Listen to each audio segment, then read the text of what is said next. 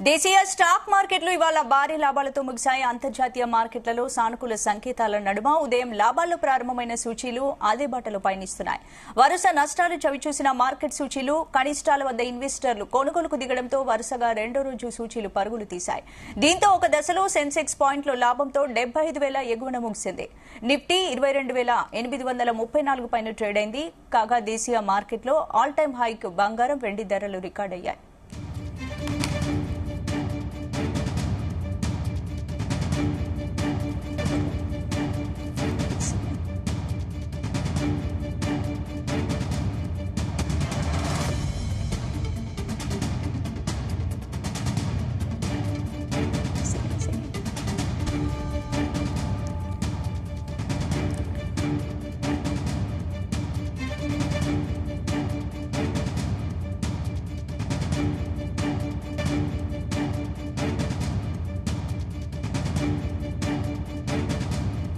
అంశానికి సంబంధించి మరిన్ని అప్డేట్స్ మా బిజినెస్ రిపోర్టర్ రవి ప్రసాద్ అందిస్తారు. రవి, స్పందన లాస్ట్ కొన్ని డేస్ నుంచి నెగిటివ్ లో ఉన్న స్టాక్ మార్కెట్ అయితే ప్రజెంట్ 2 డేస్ నుంచి అయితే పాజిటివ్ లోనే కొనసాగుతుంది.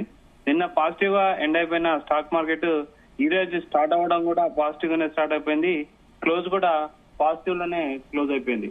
సెన్సెక్స్ వచ్చేసి 1,131 పాయింట్లు అప్ అయిపోయి 75,300 దగ్గర క్లోజ్ అయిపోయింది.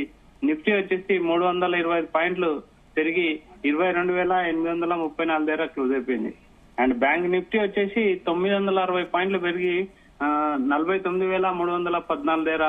And mid cap and small cap వచ్చేసి ఇంచుమించు 2% అయితే పెరిగినాయని చెప్పాలి.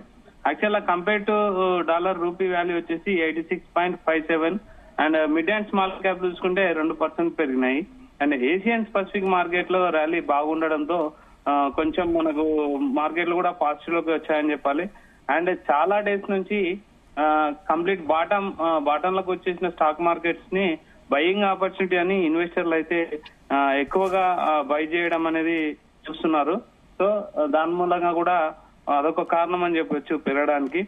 అండ్ ఇన్ఫ్లేషన్ డేటా కూడా చూసుకుంటే కొంచెం బాగా 3 ఇయర్స్ లోకి వెళ్ళింది. అండ్ జీడిపి 2025 వచ్చేసి 6.2 కి నమోదు కావడం కూడా అదొక కారణం అని చెప్తున్నారు. అండ్ ఐఐపి కూడా 5% పెరగడము, అంటే పారిశ్రామిక ఉత్పత్తి అనేది 5% పెరగడము. అండ్ రిటైల్ ఇన్ఫ్లేషన్ 3.56 కి తగ్గడం అనేది కొంచెం మార్కెట్ పెరగడానికి ఎక్కువ కారణం అని చెప్తున్నారు. అండ్ రియాలిటీ, పిఎస్యు బ్యాంక్స్ బాగా మార్కెట్ అయితే పాజిటివ్ లోకి తీసుకెళ్ళాలని చెప్పాలి. అండ్ యుఎస్ ఇండెక్స్ లో కూడా చూస్తే కొంచెం నెగిటివ్ లో ఉన్నాయి. ఓవరాల్ గా మార్కెట్ అయితే బాగా పాజిటివ్ లోకి వెళ్ళడము చాలా రోజుల తర్వాత ఇన్వెస్టర్లకు అయితే కొంచెం సెంటిమెంట్ కలిసి వచ్చిందని చెప్పొచ్చు. ఇన్వెస్టర్లు కూడా బయింగ్ ఆపర్చునిటీ కోసం చాలా డేస్ నుంచి వెయిట్ చేస్తున్నారు. ఇది బాటం బై అని, బయింగ్ ఆపర్చునిటీ అని చెప్పేసి కంటిన్యూగా బయింగ్ లోకి వెళ్లారు. అండ్ నిఫ్టీ రికార్డ్ చూస్తుంటే ఓవరాల్ గా ఇంట్రాడే సెషన్ లాస్ట్ ఫిబ్రవరి నుంచి ఈ రోజు ఇంట్రాడే సెషన్ నిఫ్టీ పెరగడం అనేది 1.5% పెరగడం అనేది ఫిబ్రవరి నుంచి ఈ రోజు జరిగింది. And ICICI bank, M&M and L&T top sectoral gain గా నిఫ్టీలో చూడొచ్చు.